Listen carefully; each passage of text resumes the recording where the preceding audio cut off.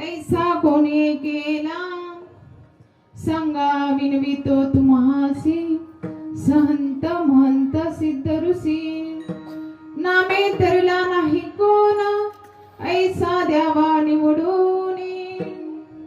सांगा विनवितो तुम्हासी संत महंत सिद्ध ऋषी सलगीच्या उत्तरा तुका म्हणे क्षमा करा सांगा विनवितो तुम्हासी संत मंत सिद्ध ऋषी वक्रतुंड महाकाय सूर्यकोटी समप्रभ निर्विघ्नं करो मे देव सर्वकार्येषु सर्वदा सर्वमंगलमांगल्ये शिवे सर्वार्थ साधिके शरण्ये त्र्यंबके गौरी नारायणी नमोस्तुते नमो विठ्ठला राजया पांडुरंगा नमो रुक्मिणी माऊली ज्ञानगंगा नमो पुंडलिका नमो चंद्रभागा नमस्कार माझा त्या रुक्मिणी पांडुरंगा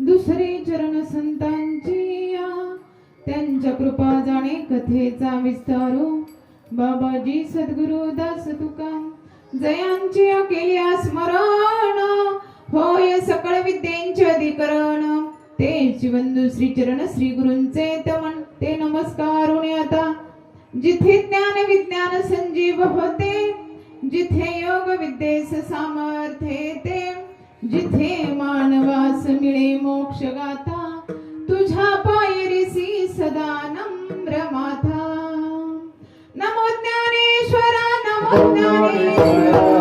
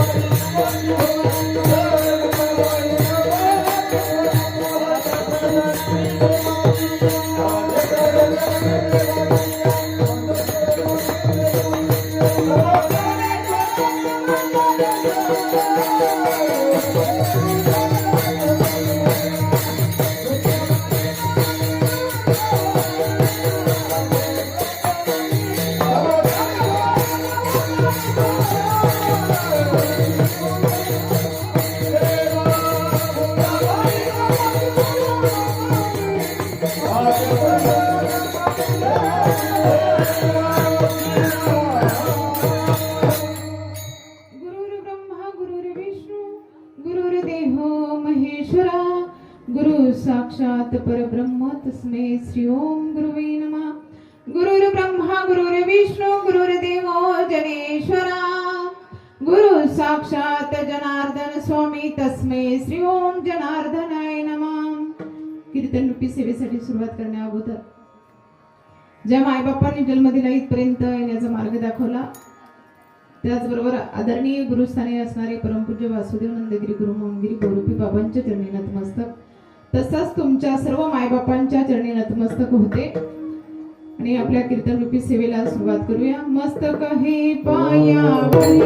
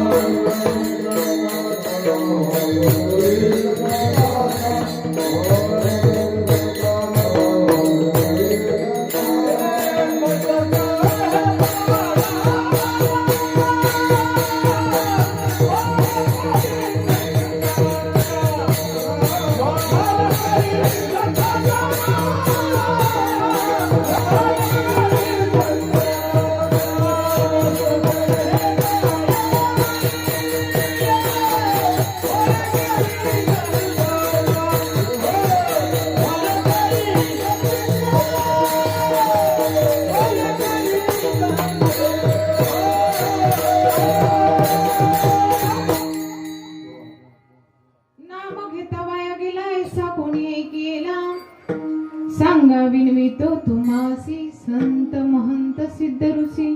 प्रस्तुत प्राप्त प्रसंगी कीर्तन रूपी सेवेसाठी घेतलेला अभंग जगद्गुरु जगतमान्य संत श्रेष्ठ असणारे वैराग्याची मूर्ती असणारे देऊचे सुप्रसिद्ध संत या वारकरी संप्रदायाचा कळस असणारे जगद्गुरु तुकोबराया यांच्या अवघ्या 4 चरणांचा नामंबर प्रकरणातला असणारा आणि प्रश्नार्थक असणारा अभंग आज सेवेसाठी निवडलेला आहे. विठ्ठल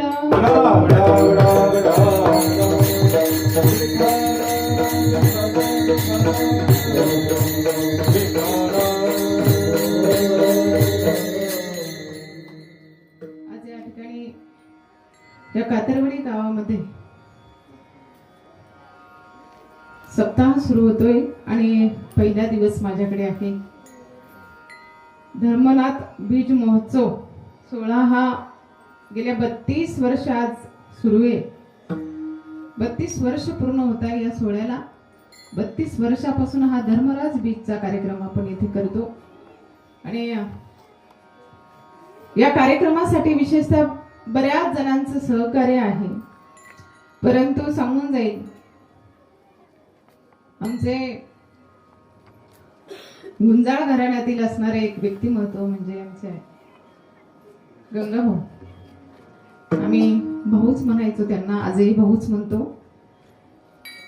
आणि खरं तर विशेष म्हणजे सांगायचं जाऊन सद्गुरू जनार्दन स्वामींच्या सानिध्यामध्ये नवे तर या बाबाजी परंपरेमध्ये सद्गुरू जनार्दन स्वामींच्या परंपरेमध्ये आदरणीय वासुदेव नंदगिरी अनाथांचे नाथ अनाथांचे ईश्वर असणारे बाबाजी यांच्या बरोबर जवळजवळ 9-10 वर्ष त्यांनी सेवा केली.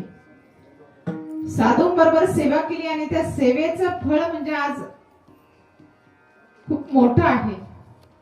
आज आपण संतांना मानतो, साधूंना मानतो, तर आपल्यामध्ये ते राहून सुद्धा काहीतरी वैराग्याची मूर्ती आपण जी असते ते म्हणजे साधू असतात.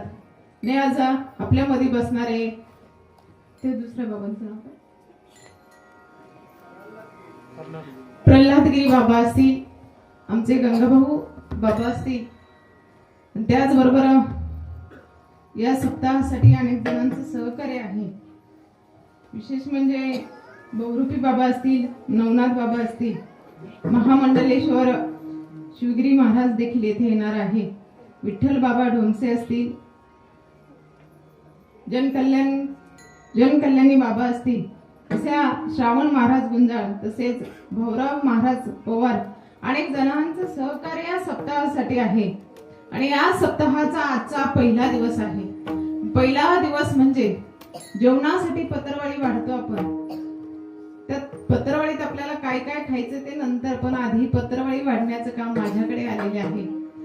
आणि पहिल्या दिवशी नामाचं महत्व सांगितलं की मग पुढे काय आहे. पहिल्या दिवशी भगवंत पटवून दिला, भगवंताचं महत्व पटवून दिलं, देवाच्या नामाचं महत्व पटवून दिलं, तर पुढे काय खायचंय, कसं श्रवण करायचं हे आपल्याला सोपं जातं. म्हणून आजचा दिवस खूप महत्वाचा असतो. आणि तो दिवस म्हणजे आज भाग्याने माझ्याकडे आलेला आहे. विठ्ठल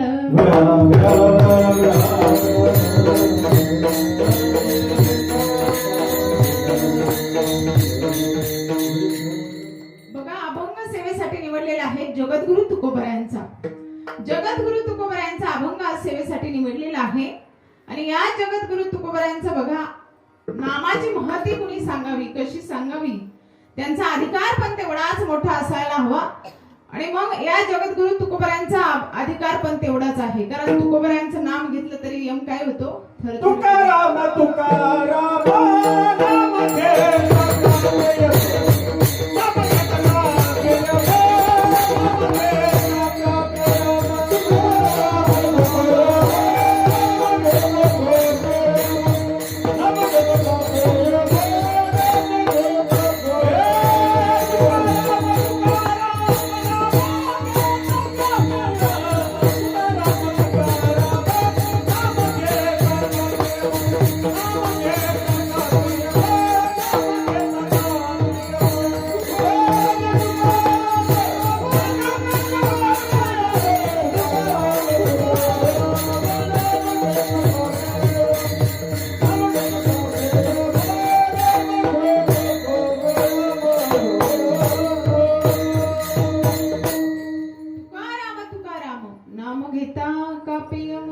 बघा, जगद्गुरु तुकोबरायांचं नाम घेतलं तरी यमानं कापावं. म्हणजे बघा, संतांचं नाव तेवढं सुद्धा मोठं असायला हवं. सांगायचं एक आहे, संतांची ज्यांनी महती नामाची सांगावी त्यांची महती सुद्धा तेवढी मोठी असावी.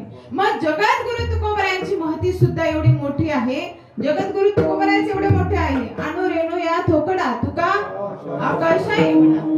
तुकाराम महाराजांची महती एवढी मोठी आहे, आकाश देखील ठेंग न पडेल. तुकोबरायांची महती सांगताना सुद्धा एवढे मोठे तुकोबराय आहे. आणि याच तुकोबरायांची महती सांगत असताना तुकोबराया नामाचं महत्व सांगतात. पण हे नामाचं महत्व सांगत असताना समाजाला कळणार नाही, किंवा एखाद्याला आपण सकारात्मक भावनेने जर सांगितलं तर त्याला ते महत्व जास्त कळत नाही.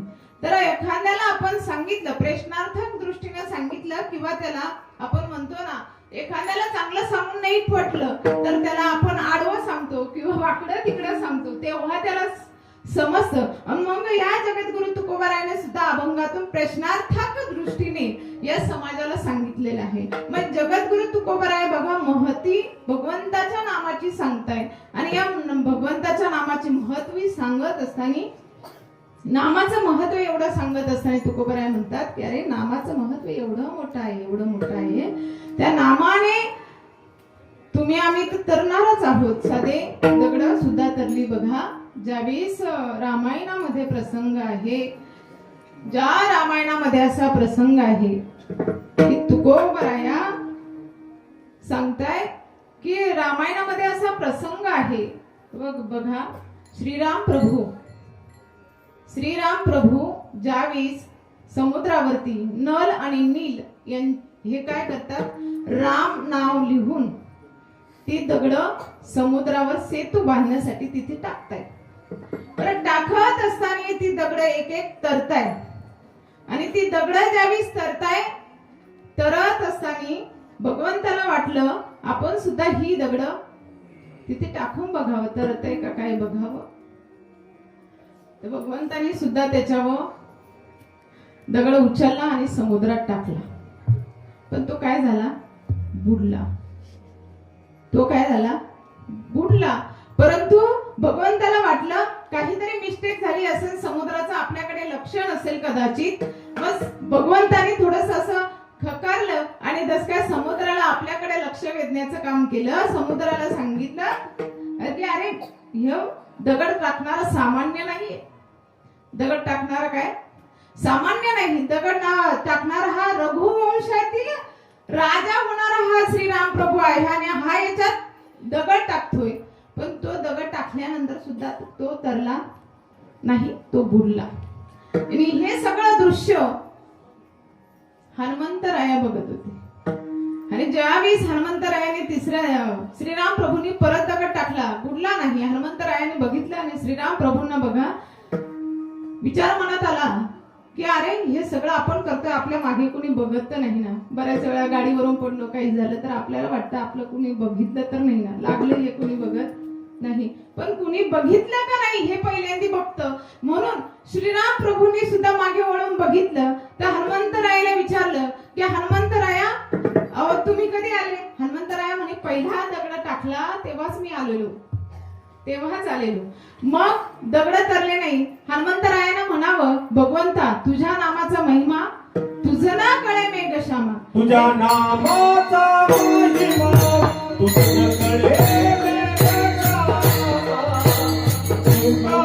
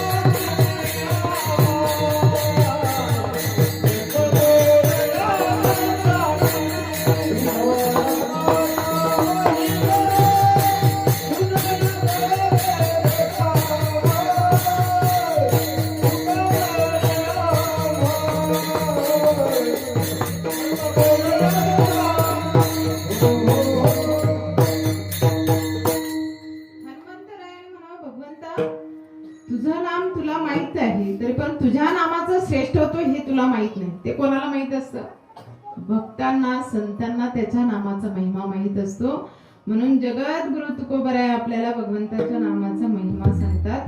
नाम किती श्रेष्ठ आहे हे जगद्गुरु तुकोबराय आपल्याला सांगणार आहे. बघा परत तुकोबराय म्हणतात की अरे हे नाम घेत असताना तुम्ही म्हणाल नाम घ्या, नाम घ्या, नाम घ्या. आम्हाला कुठे सवड आहे? बरोबर आहे की नाही? आम्हाला अजिबात सवड नाहीये. हे नाम घेत असताना आम्हाला सवड नाही. परंतु संत त्यालाही म्हणतात कामामध्ये काम म्हणा काही राम राम. काम करत असताना राम राम म्हटलं तरी चालतं. बघा या नाम राम घेण्यासाठी त्याला कुठली वेळ लागत नाही बरं का. तुम्ही म्हणाल आम्ही नाम कधी घेऊ? तुम्ही सकाळी घेतलं तरी चालेल, दुपारी घेतलं तरी चालेल, संध्याकाळी घेतलं तरी चालेल, अरे कधीही घेतलं तर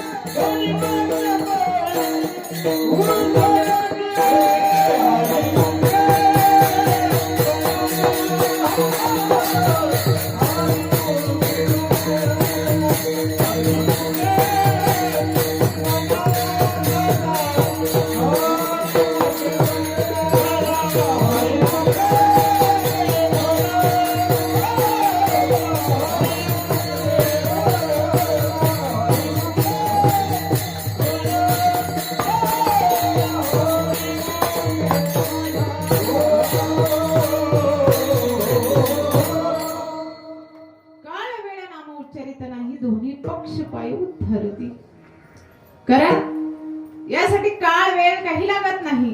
तुम्ही शुद्ध अवस्थेत नामस्मरण करताय की अशुद्ध अवस्थेत करताय, कोणत्या स्थितीमध्ये नामस्मरण करता याला महत्व नाही. जगद्गुरु तुकोबाराय तर अखंड नामस्मरणामध्ये असायचे, अखंड नामस्मरणामध्ये असायचे. जगद्गुरु तुकोबारायांना कधी कधी ती जीभ जी आहे ना ती स्वतःच्या ताब्यात सुद्धा राहिली नव्हती. माझी मत झाली अनावर माता, माझी मत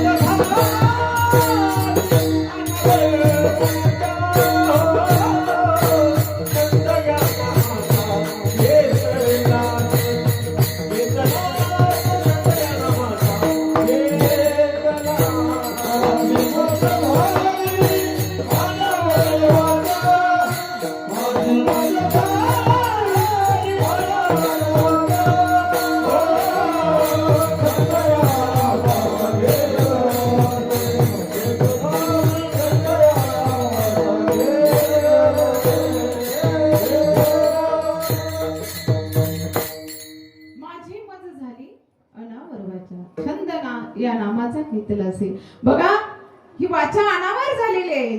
जगद्गुरु तुकोबाराय म्हणतात या वाचेला मी ती किती थांब म्हटलं तरी ती थांबत नाही, कुठेही चालूच असते. काय रामकृष्ण हरी रामकृष्ण हरी रामकृष्ण हरी, अखंड नामस्मरण. रामकृष्ण हरी झाले का विठ्ठल विठ्ठल विठ्ठल विठ्ठल, अखंड नामस्मरण मुखातून चालू आहे, ते थांबायला तयार नाही. अरे झोपताना सुद्धा म्हटलं ना थांब तरी ती थांबत नाही, तरी ती थांबत नाही. असं भक्तांचं श्रेष्ठत्व असतं बघा, अखंड नामस्मरणामध्ये असतं. ज्यावेळेस श्रीराम प्रभू लंकेवरून म्हणजे युद्ध करून आल्यानंतर अयोध्येला आले, आणि अयोध्येला आल्यानंतर हनुमंतराया सुद्धा त्यांच्या बरोबर आलेले होते. आणि त्या हनुमंतराया सुद्धा बघा भगवंताचं दुपारच्या वेळेस जेवण झालं, आणि जेवण झाल्यानंतर भगवंताने वाटलं थोडीशी झोप घ्यावा, थोडंसं आराम करावा. म्हणजे जेवल्यानंतर आळस येतो ना, थोडंसं वाम कुपशी करावं. मग त्यांना असं वाटलं थोडंसं आराम करावा. परंतु आराम करत असताना या शेजारी हनुमंतराया बसलेलेच असायचे. हनुमंतराया बसलेले असायचे ना, सेवा चालू होती, चरणांची पाय दाबण्याची सेवा चालू होती. आणि भगवंतालाही निद्रा यायला सुरुवात झाली. आणि निद्रा येत असताना भगवंताने हनुमंतरायाला म्हणावा, अरे हनुमंता थोडं शांत राहिले, तुझ्यामुळे मला काय होते अडचण येते झोपायला. एखाद्याची बडबड चालू असली तर काय चालू होतं भजन आपलं, श्रीराम जय राम जय जय राम, श्रीराम जय राम जय जय राम, श्रीराम जय राम जय जय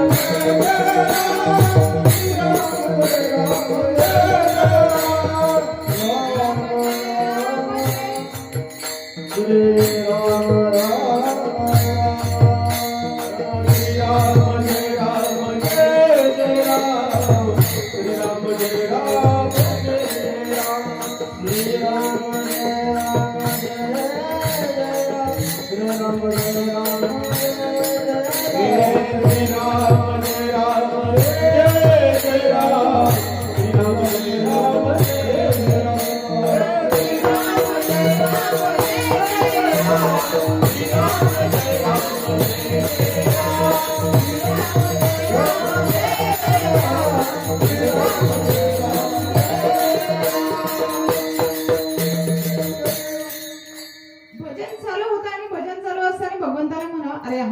थोड्या वेळ थांब, आता मला थोडीशी झोप घेऊ दे, माझी निद्रा होऊ दे.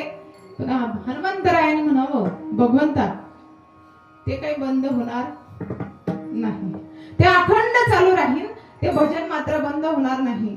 भगवंताने म्हणावं, अरे भगवत प्राप्तीसाठी तू सगळं करतोय ना, भगवंताच्या प्राप्तीसाठी तू सगळं करतोय ना, मग आता मी तुझ्या जवळच आहे ना. काय म्हणावं, मी तुझ्या जवळच आहे, तू मला प्राप्त केलेले आहे. आणि मग हनुमंतराय म्हटले, जरी तुम्ही मला प्राप्त असले, जरी मी तुमचा सेवक असलो, तरी हे नामस्मरण बंद होणार नाही. कारण या नामस्मरणासाठी स्वर्गातील देव सुद्धा काय करतात, इच्छा करतात ह्या मृत्यू लोकांमध्ये येण्यासाठी. स्वर्गीचे अमर इच्छिताची देवा मृत्यू लोकी व्हावा जन्मामा.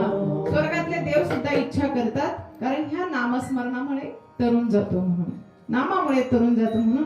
म्हणून जगद्गुरु तुकोबाराय सुद्धा बघा अखंड नामचिंतन आहे. अरे जगद्गुरु तुकोबरायांची वाट जी आहे ते वाटेने सुद्धा काय म्हणावं, माणसं तर काय बोलतील नाही. हा?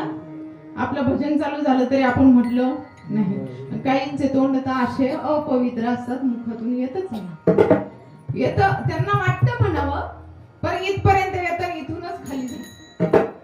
वरती येत नाही. जीवन वेकाळ सरपाले जीवन वेकाळ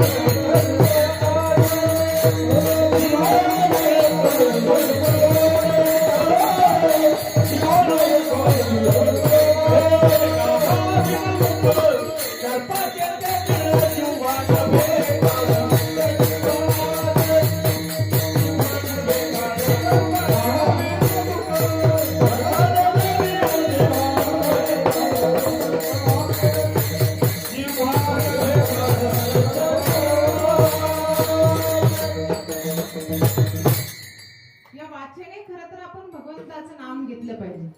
कारण घेई घेई माझे वाचे गोड नाम विठ्ठलाचे. आपण भगवंताचं नाम घेतलं पाहिजे.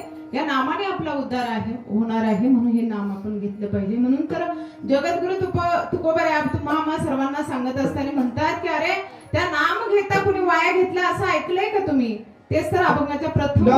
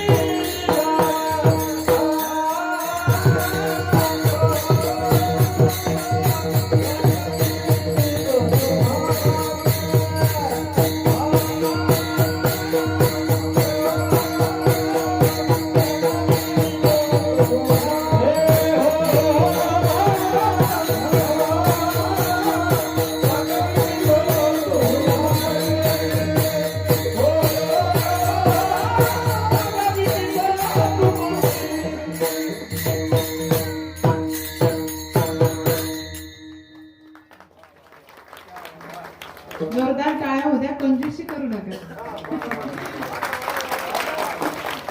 पखवाज वाजवणं सुद्धा एवढं सोपं नाही, त्याला खूप मेहनत लागते.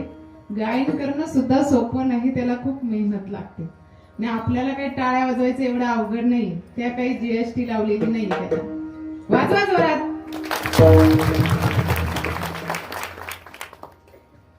नाम घेता वाया गेला ऐसा कोणी ऐकिला. कोण सांगताय असं? जगद्गुरु तुकोबराय सांगताय. ज्ञानी महात्मा असणारे तुकोबराया, वैराग्याची मूर्ती असणारे तुकोबराया, आणि त्यांनी सांगावं आपल्याला नामाचं महत्व. तुकोबराय सांगतात नाम एवढं श्रेष्ठ आहे ना, ते नाम घेता वाया गेलाय कुणी असं ऐकलंच नाहीये आजपर्यंत. आणि तुम्ही तुम्हाला ऐकायलाही भेटणार नाही, पुढेही देखील ऐकायला भेटणार नाही, कारण नामाने सगळ्यांचाच काय होतो, उद्धार होतो. बघा, नाम्याचे तरले कोट्यान कोटी, नाम्याचे वैभवी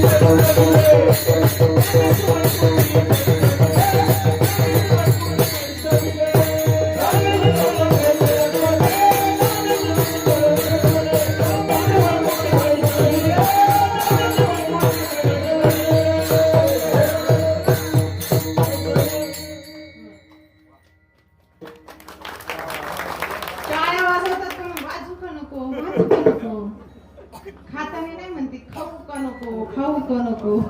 तेव्हा कसं आलं पुढं का दनादन सुरू होतं आहे की नाही. टाळ्या वाजवताना एखादं आवडलंय ना, कंजूसी करू नका बरं का, आहे का. नामाने माणूस तरुण जातो आणि त्या नामानेच आपल्याला सर्व काही प्राप्त होतं. आणि बघा, दृष्टांत सांगून जाईल. भागवतामध्ये 6व्या स्कंदामध्ये सांगितलेले आहे, ज्यावेळेस ब्राह्मण घरामध्ये जन्माला आलेला, चांगल्या कुळामध्ये जन्माला आलेला मुलगा, त्याचं मुंजीबंधन वगैरे सगळं काही होतं. आणि त्या वडिलांनी आपल्या मुलाला शिकण्यासाठी एका गुरुकुल मध्ये टाकलं, कारण पूर्वीच्या काळी गुरुकुल पद्धत होती, आताच्या काळासारखी नाहीये. पूर्वीच्या काळी गुरुकुल पद्धत होती आणि त्या गुरुकुलामध्ये मुलांना नेऊन सोडलं जायचं आणि त्यांना सगळं वैदिक धर्माचं सगळं काही शिक्षण तिथे दिलं जायचं.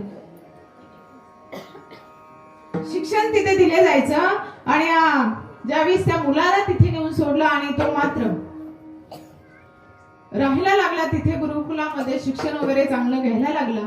परंतु घेत असताना त्याला, ही कथा कोणाची आहे तुम्ही ओळखायचं आहे. त्याला घेत असताना नंतर त्याला जंगलामध्ये फिरण्यासाठी गेला. जात असताना आपल्या मित्रांबरोबर गेला आणि मित्रांबरोबर गेल्याबरोबर त्यांनी जंगलामध्ये एक असं दृश्य पाहिलं. कारण संगत सुद्धा खूप महत्वाची असते बरं का. संगत माणसाला घडवते देखील, संगत माणसाला बिघडवते देखील. हा आपल्या मित्रांबरोबर गेला आणि गेल्याबरोबर तिथे त्याने जंगलामध्ये एक असं दृश्य पाहिलं, एक वाईट दृश्य असं त्यांनी पाहिलं. आणि ते दृश्य बघितल्याबरोबर त्याला इच्छा झाली की आपण सुद्धा तसंच वागावं. त्याचं नाव आहे अजामेळ. आणि त्या अजामेळाला सुद्धा इच्छा झाली की आपण सुद्धा असंच वागावं. म्हणजे या सगळ्या गोष्टी करण्यासाठी किंवा वेश्यागमन करण्यासाठी किंवा कुठल्या गोष्टी करण्यासाठी त्याला काय लागतो, पैसा लागतो, धन लागतं. हे सगळं करण्यासाठी पैसा धन लागणारे, मग आणायचं कुठून. तर आणायचं कुठून त्याने विचार केला. आता तो गुरुकुलामध्ये गेला नाही. ज्याने डोळ्याने जे दृश्य पाहिल्याबरोबर त्याला तशीच वागण्याची इच्छा झाली आणि इच्छा झाल्याबरोबर त्यांनी तसंच करण्यासाठी आता याला धन लागेल, पैसा लागेल, आणायचं कुठून. तर त्याने विचार केला, आता आपण काय करूया, चोर करूया किंवा डाखा घालूया, काहीतरी करूया. पण मग त्याने विचार केला, जर आपण चोरी करायची ठरवली तर गावामध्ये आपल्याला जावं लागेल आणि गावामध्ये गेलं तर बाकीच्या लोकांना काय होईल, माहित होईल. त्याने विचार केला बाकीच्या लोकांना माहित होईल, त्याच्यापेक्षा आपण काय करूया, जे वाटसरू येतील, रस्त्याने जाणारे येतील, त्यांना आपण अडवूया आणि त्यांच्याकडून लुटमार करूया. असा दुष्ट प्रवृत्तीचा होत चालणारा हा अजामेळ. हा अजामेळ इतका दुष्ट प्रवृत्तीचा होऊ लागला. बरं, तो विचारही करत नव्हता याच्यातून हत्या होते की आपल्याकडून लुटमार होते, एखाद्याला त्रास होतोय का काय, याचा विचार तो अजिबात करत नव्हता. फक्त काय करायचा, लुटमार करायचा, धन आणायचा आणि त्या वेश्यांना आणून द्यायचा आणि त्यांच्या संगतीत राहू लागला. राहत असताना त्याला त्याच्यातली एक स्त्री आवडली आणि आवडल्याबरोबर ते दोघं सोबत राहू लागले. आणि सोबत राहत असताना बघा काही दिवस लोटले गेले. ह्या अजामेळ्याला जवळजवळ 9 मुलं झाली. किती बायांनो, किती आताच्या बायांना किती असतात, 1 2 3, तिला 9 मुलं झाली. तरी हा अजामेळ लुटमार करायचा किंवा वेश्यागमन करत असताना त्यांनी काय केलंय, हे करत असताना तो मद्यपानही करायचा. मद्यपान करत करत असताना त्याने दुष्ट प्रवृत्ती, मनामध्ये चांगले विचार राहिलेच नाही, सगळी दुष्ट प्रवृत्ती, वाईट विचार, सगळे वाईट विचार त्याच्या मनामध्ये चालू राहिले. रोज कमवायचं, लुटमार करायचे आणि आणायचे आणि तिथे आणून द्यायचं, एवढंच. परंतु होतं असं, काही दिवस लोटल्यानंतर यांच्या घरी एक साधू येतात. बरे, एक नाही दोन नाही, अनेक साधूंचा मेळा त्यांच्या घरी येत असतो. आणि ते साधू येत असताना आल्यानंतर बघा, साधू आल्यानंतर तो राजामेळ गेलेला असतो लुटमार करण्यासाठी. पण घरी त्याची ती आता पत्नी म्हणूया आपण, किंवा त्याच्या बरोबर राहणारी स्त्री, त्या स्त्रीला दिवस गेलेले असतात. परंतु ती म्हणते, त्या साधूंचं आगमन झाल्यानंतर त्या साधूंना आता जंगलात कुठे राहणार म्हणून त्याच्या इथे राहण्याची सोय करतात, राहतात तिथे व्यवस्थित. मग ती त्यांना जेवण वगैरे सगळं काही बनवते. परंतु बघा, रात्रीच्या वेळेस हे संत भजन म्हणत असतात, किंवा एकादशीच्या पर्वावरती ते आलेले असतात आणि भजन करतात. संध्याकाळचं भजन चालतं. भजन चालता चालता पहाट होऊन जाते. पहाट झाल्यानंतर काकडा चालू होतो. काकडा सुरू झाल्यानंतर काय म्हणतात ते, उठा जागे वारे आता, स्मरण करा पंढरीनाथ. बरं, त्यांचा काकडा चालू झाला. काकडा चालू होत असताना शेवट आला काकड्याचा. वासुदेव पिंगळा सगळं काही झालं आणि आता त्यांचं स्नान संध्या चालू झाली. आणि हा आजामेळ रात्रीचा आलेला असतो. रात्रीचा आलेला, निम्म्या रात्री आलेला असताना त्याला त्या भजनाने काही झोप व्यवस्थित येत नसते. त्याला असं वाटलं, काय किरकिर लावली माझ्या दाराशी, कोण आहे? त्याच्या पत्नीला विचारतो. ती सांगते, साधू संत आलेले आहेत आपल्या इथे. ती सांगितल्या बरोबर हा म्हणतो, कशाला आले ते त्यांना हकलून इथून. परंतु ती त्यांच्यासाठी स्वयंपाक बनवते. आणि स्वयंपाक बनवल्यानंतर बघा, पत्रावळी वाढते जेवणासाठी. आणि जेवणासाठी वाढल्यानंतर ते साधू म्हणतात की आम्हाला जेवणासाठी बसल्यावर आम्हाला दक्षिणा लागते. काय लागते? दक्षिणा लागते. म्हटल्यानंतर ते म्हणतात, दक्षिणा लागतात. म्हटल्यानंतर ही म्हणाली की काय दक्षिणा पाहिजे तुम्हाला सांगा, काय दक्षिणा पाहिजे, किती द्यावं लागेल, काय द्यावं लागेल. कारण माझाही नवरा कसा आणतोय, लुटमार करूनच आणतोय ती म्हणाली. परंतु मग दक्षिणा द्यावं लागेल, काय द्यावं लागेल? संत म्हणाले, आम्हाला धन किंवा अशा धनाचे आम्ही लोभी नाही, आम्हाला धन नको. कारण संतांना काय असतं, धन किंवा संपत्तीचा गर्व त्यांना नसतो. त्यांना स्वरूपे आम्हा मृत्यू के समान. त्यांना त्या गोष्टीचा लोभ अहंकार काहीच नसतो, अपेक्षा सुद्धा नसते. मग यांनी सांगितलं, आम्हाला ती गोष्ट नकोय, तर आम्हाला तुझ्या नवऱ्याला आमच्याकडे बोलव, त्याच्याकडून आम्हाला काहीतरी वचन घ्यायचं आहे. वचन घ्यायचं आहे म्हटल्यानंतर हिनं तिच्या नवऱ्याला बोलवलं. हो चला, तुम्हाला बोलवलंय त्यांनी, कशाला रात्रभर कटकट लावली ना. आता पण तेच, आताही झोप होऊन दे ना. आणि आता त्यांना गिळता नाही येत का? आता दृष्ट प्रवृत्तीचा असणारा तो म्हणाला, त्यांना गिळता येत नाही का? नाही म्हणे, त्यांना दक्षिणा पाहिजे. दक्षिणा काय भेटणार नाही, जा म्हणे. नाही, पण तिथपर्यंत चला असे म्हटल्यानंतर तो आला. आल्यानंतर त्या साधूने म्हणावं, आम्हाला दक्षिणा म्हणून पाहिजे. तर तो म्हणाला, काही भेटणार नाही. तर त्यावेळेस संत म्हणाले, आम्हाला जास्त काही अपेक्षा नाही, तुझ्या पत्नीला दिवस गेलेले आहे आणि आम्हाला जास्त अपेक्षा नाही. फक्त तुला जो पुत्र होईल त्याचं नाव काय ठेव? नारायण ठेव. आणि एवढंच ना, ठीक आहे चालेल. आता तो त्याच्याच धुंदीमध्ये होता. तो म्हणाला ठीक आहे चालेल, गेला निघून. परंतु काही दिवसानंतर हिची हे बाळ जन्माला आलं. आणि आल्याबरोबर हिला देण्यात आलं की आपल्याला साधूने सांगितलेलं होतं की काय, आपल्या मुलाचं नाव नारायण ठेवायचं. मग तिने सांगितलं, आपल्या मुलाचं नाव नारायण, नामकरण झालं नारायण. परंतु शेवटचं शेंडीफळ कसं असतं? लाडकं असतं. लाडकं असतं. हे 10व्या क्रमांकाचं असणारं लाडकं होतं. आणि यांनी काय केलं, रोज काही नारायण हे आण, नारायण ते आण, नारायण इकडे जा, नारायण तिकडे जा, असं करताना नारायण नारायण नारायण नारायण नारायण नारायण नारायण अखंड काय भजन मात्र नारायणाचं सुरू झालं. नारायण नारायण म्हणता म्हणता म्हणता याचा अंतकाल जवळ आला. कारण अंतकाळाच्या वेळेस मुखामध्ये नाम येणं गरजेचं असतं. याच्या मुखामध्ये होतं नारायण. नारायण. आता खरं सांगा, नारायणाचं नाव घेत होता का वरच्या? नाही, याच्या मुलाचं नाव घेत होता. पण म्हटलं जातं ना, ज्यावेळेस अंतकाळाच्या वेळेस मुखामध्ये नाम येईल ना, त्याला वैकुंठाची राहणी असते. कारण अंतकालेचे मामेव स्मरण मुक्ता कलेवरम. कारण अंतकाळाच्या वेळेस मुखामध्ये नाम येणं गरजेचं आहे. आणि या अजामेळाच्या अंतकाळाच्या वेळेस मुखामध्ये, कारण त्याच्या बघा त्याला कोरड पडलेली असते अंत्यकाळाच्या वेळेस, आणि कोरड पडल्यामुळे तो पाणी पिण्यासाठी आवाज देतो. त्या कोणाला? नारायणाला, त्याच्या मुलाला आवाज येतो. परंतु अंगामध्ये जीव नाही, पण एकजूट जीव करून तो आवाज देतो, हे नारायणा धाव धाव. म्हटल्यानंतर वरच्याच नारायणाला यावं लागलं. म्हणजे बघा आजामेळा सारखा पाप राशी सुद्धा काय झाला?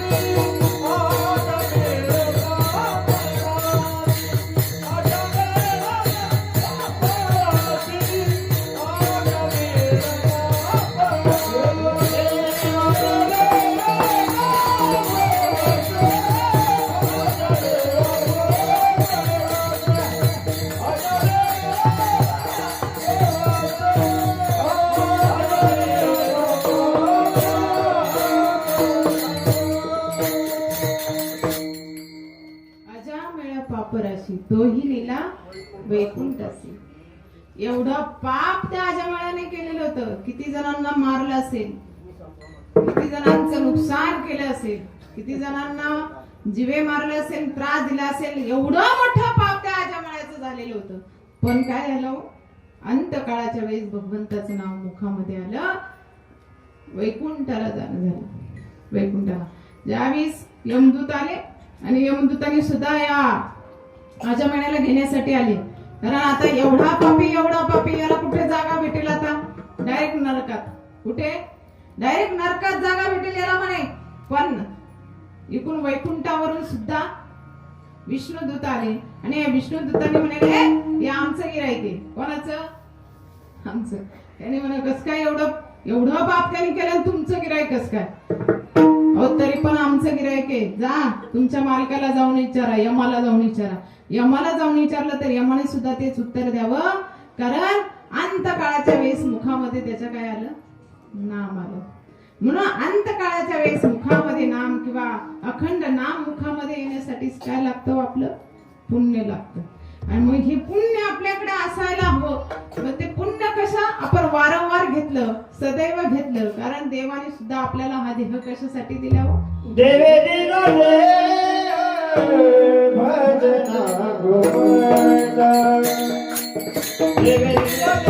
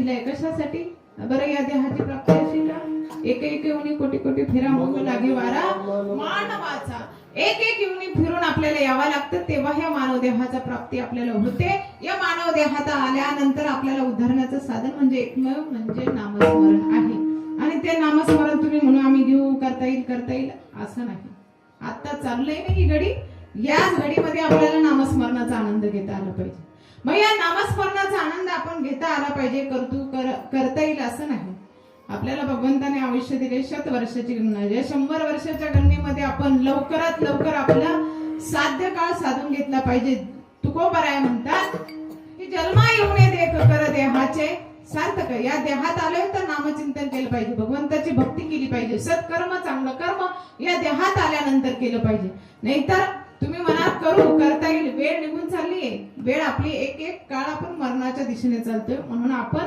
हा काळ साध्य केला पाहिजे हा वेळ आपण साध्य केली पाहिजे कारण तुकोबराय आपल्याला सांगतात नाम ही सर्वात श्रेष्ठ आहे कारण त्रिभुवनामध्ये हे नाम काय आहे श्रेष्ठ आहे सगळ्यात श्रेष्ठ नाम आहे कारण संत जनाबाई देखील म्हणतात तिन्ही लोकांमध्ये सुद्धा हे नाम काय आहे नाम तारक त्रिभुवनी म्हणे नामयाची जनी त्रिभुवनामध्ये श्रेष्ठ काय आहे नाम आहे मग हे नाम श्रेष्ठ आहे या नामाचा महिमा कोणी सांगावा अजून आपल्याला आणि कोणच्याकडून आपल्याला जास्त कळेल हे अभंगाच्या दुसऱ्या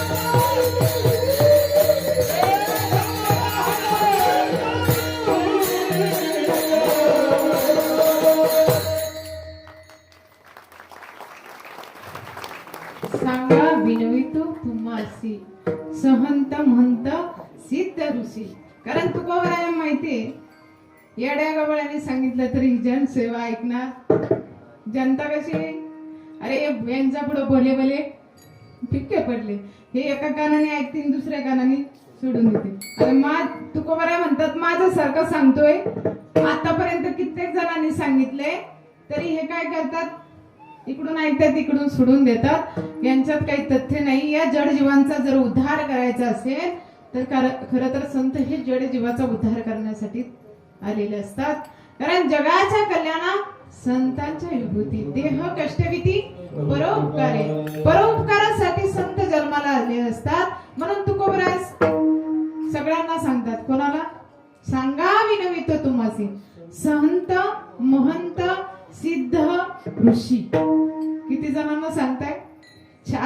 कोणाला सांगताय? संतांना सांगताय. तुम्हाला विनंती करून सांगतोय, या समाजाला सांगा नामाचा महिमा. आणि पूर्वी तुम्ही सांगितलेलंच आहे, तरी ना अजून यांना नामाचा महिमा सांगा. कारण संतांशिवाय तारून नेणारा आपल्याला कोणी नाही. संतांजवळ बघा, येडं गबाळ कुणी कसंही जाऊ द्या, चांगलं असू द्या, हुशार असू द्या, मंदबुद्धी असू द्या, कसं आहे द्या. कारण संत जगाच्या कल्याणासाठी जन्माला येतात. त्यांच्याजवळ कोणी जाऊ द्या, त्यांचा काय करतात? ते उद्धार करतात. कोणालाही आपल्यास करतात. लहान मोठे कुणी येऊ द्या, यारे यारे लहान थोर कुणी या, त्यांना खटखट यावे शुद्ध होऊन जावे. खटखट यावे शुद्ध होऊन जावे.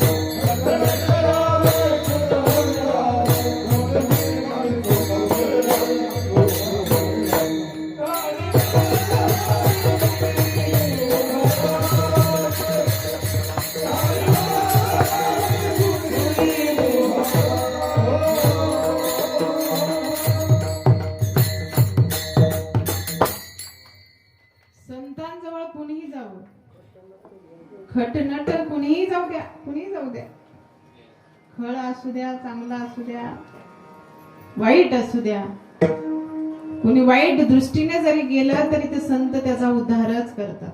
संत असतात. मग या संतांनीच महिमा जर नामाचा सांगितला तर अजूनही हे जडजीव काय होतील? उद्धार पावेल यांचा.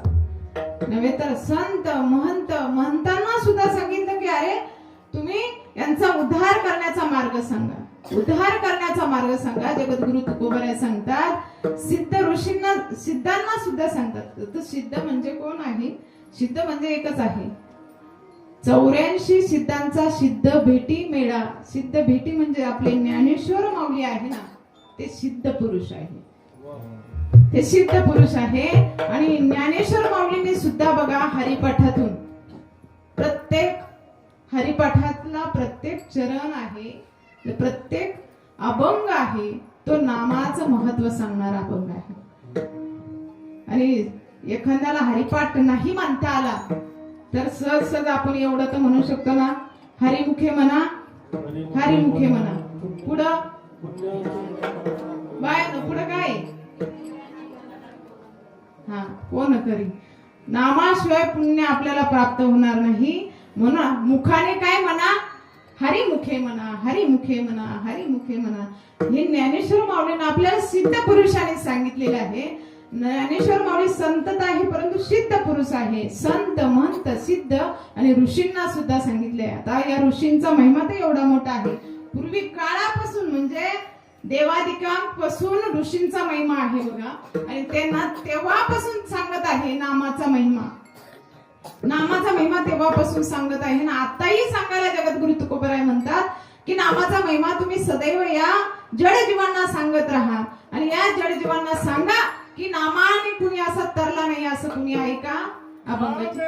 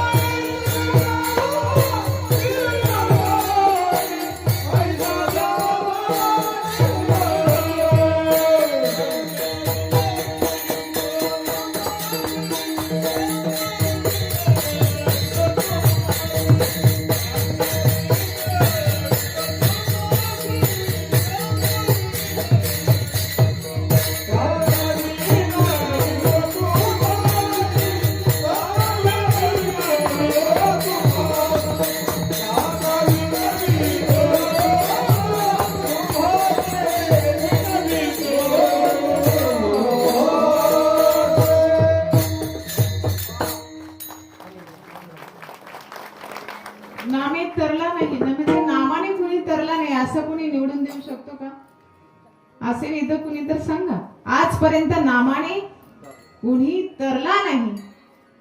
दगड तरली तर आपण कोण आहोत? माणसं. आपण कोण आहोत?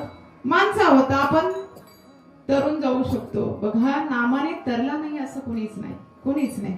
जोही किती महापापी असू द्या, दुराचारी असू द्या, तो नामाने तरला, नामाने तरला. हे झालं असं. एकदा नारद मुनी भजन करत करत चालले बरं का. त्यांचं भजन चालू होतं, नारायण नारायण श्रीमद नारायण नारायण नारायण.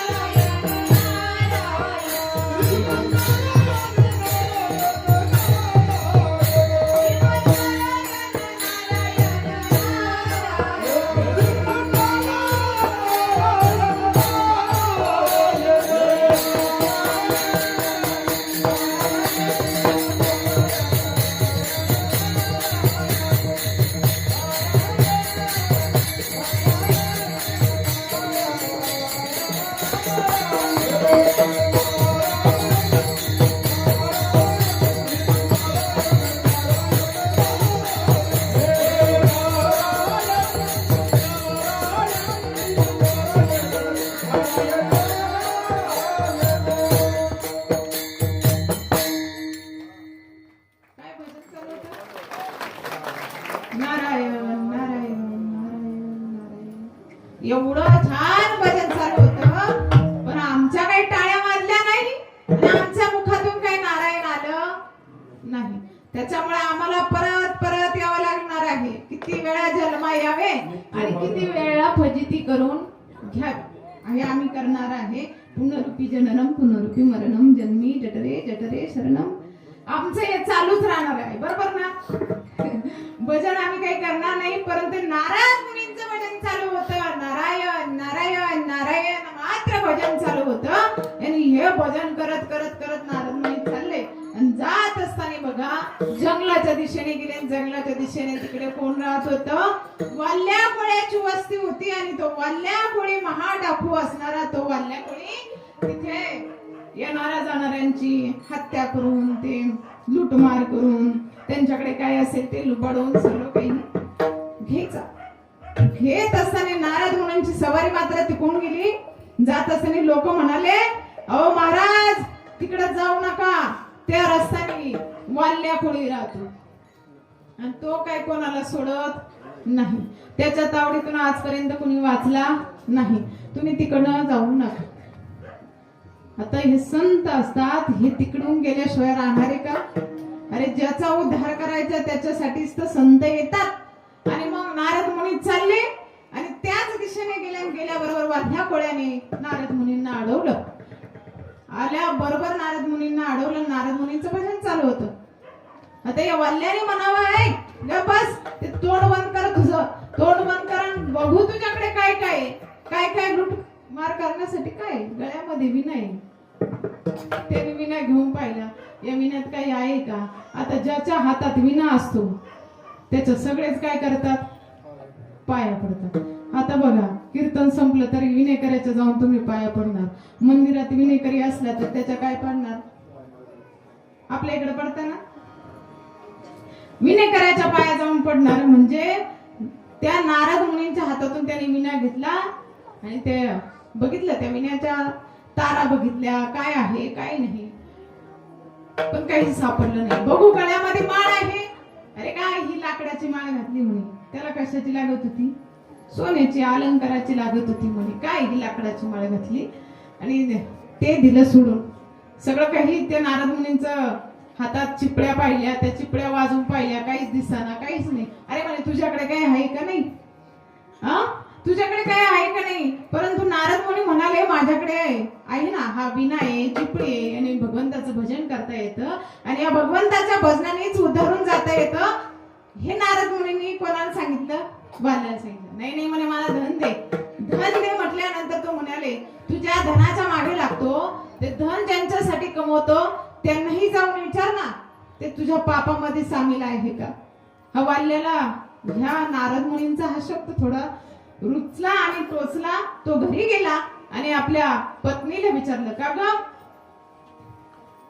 तुमच्यासाठी मी एवढी लुटमार करून आणतो, एवढी लोक मारली, एवढं पाप केलं, त्या पापामध्ये तुम्ही सहभागी आहे का? ती पत्नी म्हणाली, त्या पापात आम्ही सहभागी नाही, कारण लुटमार करणं किंवा आमच्यासाठी कमवून आणणं हे तुझा काय आहे? धर्म आहे, तुझं ते कर्तव्य आहे. त्याच्यासाठी तू काय करतो त्याला आम्हाला काही सांगू नको. त्या पापात आम्ही वाटेकरी नाहीये, त्या पापात वाटेकरी नाही. मुलांना विचारलं, मुलंही म्हणाली, आम्ही त्या पापामध्ये वाटेकरी नाही, तुमचं पालन पोषण करणं कर्तव्य आहे. ह्या ऐकल्यानंतर वाल्या कोळी परत रिटर्न आपल्या नारद मुनींकडे आलेला आहे. आणि नारद मुनींकडे ज्यावेळेस आला त्यावेळेस नारद मुनींना विचारलं, नारद मुनींनी विचारलं, अहो झाले का तुमच्या पापामध्ये हिस्सेकरी कुणी वाटेकरी आहे का?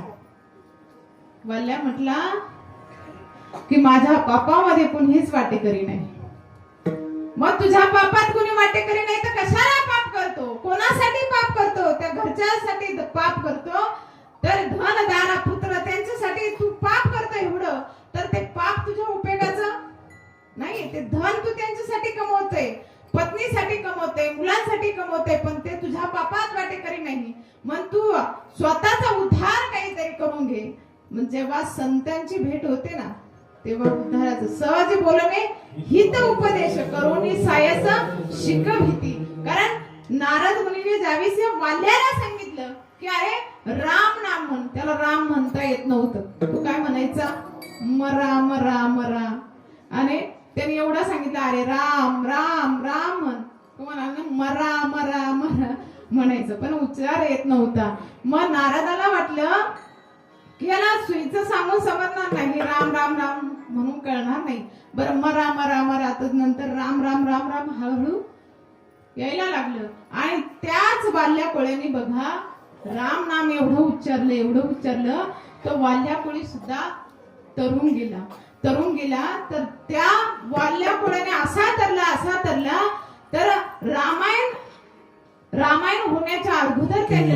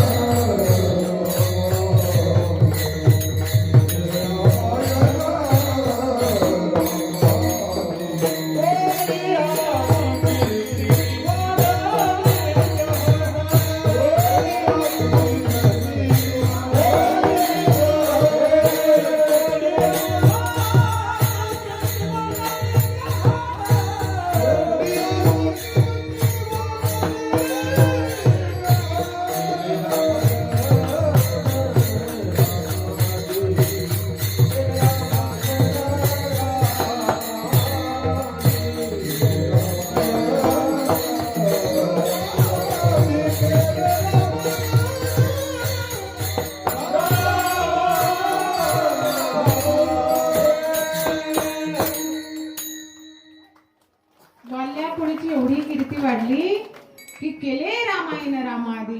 श्रीराम प्रभूंच्या जन्माच्या अगोदर रामायण लिहून ठेवलं एवढं, कारण भगवंताला सुद्धा या वाल्मिकी ऋषीने सांगितलं तसं वागावा लागलो. एवढा मोठा तरुण गेला. आपल्या दृष्टांत इथं संपतोय, कारण बघा नामाशिवाय कुणी तरुण जात नाही. वाल्या कोळ्यासारखा महापापी दुराचारी सुद्धा या नामाने तरुण गेला. म्हणून सुद्धा आपण सुद्धा सगळ्यांनी काय करायचं? नामचिंतन करायचंय. सगळ्यांनी एकदा वरती हात करायचे, भगवंताचं नामचिंतन करायचंय. हात वरती करा बरं का. नाही टाळ्या वाजल्या तर तुमच्या शेजारीची शपथ बरं का. शेजारी बघायचंय, कुणी वाजवली नाही टाळ्या.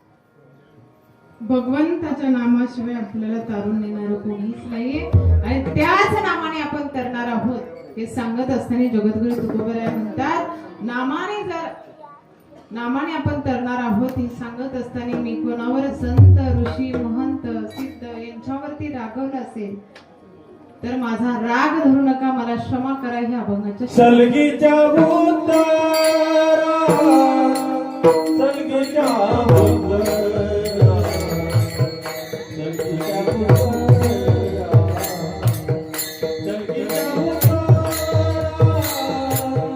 सलगीच्या उतारा, सलगीच्या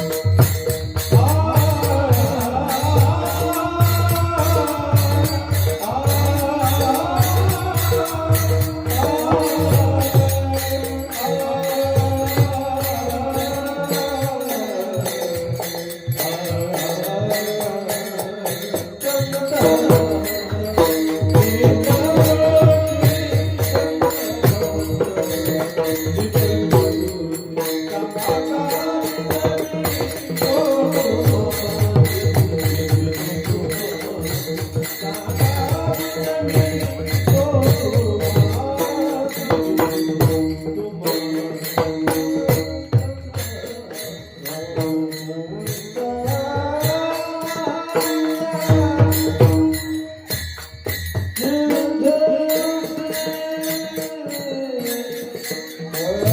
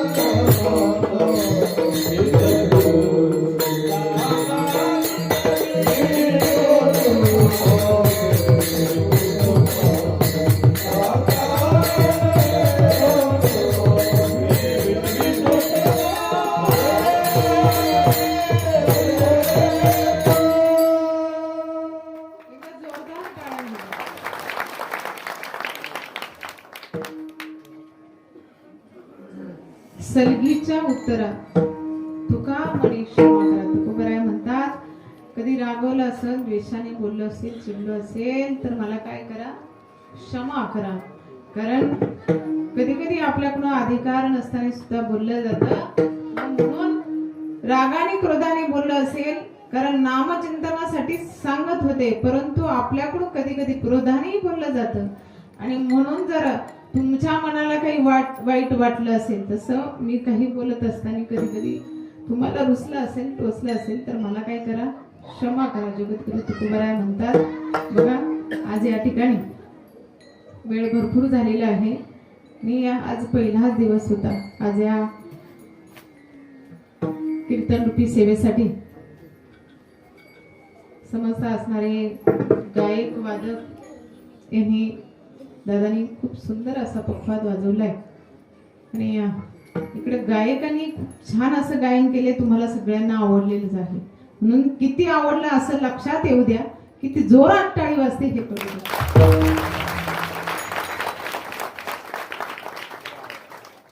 आणि खरं तर साऊंड सिस्टीम वाल्या दादांनी गुरु माऊली साऊंड सिस्टीम